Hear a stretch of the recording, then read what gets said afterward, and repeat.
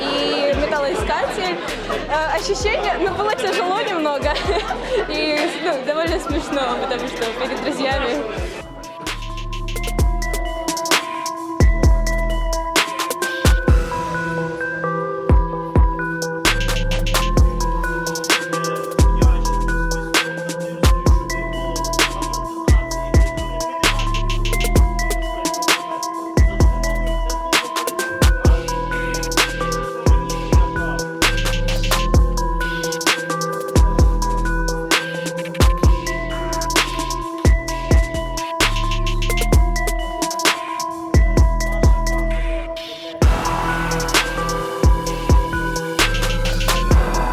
Это довольно актуально, учитывая ситуацию, которая вообще разворачивается между Украиной и Россией.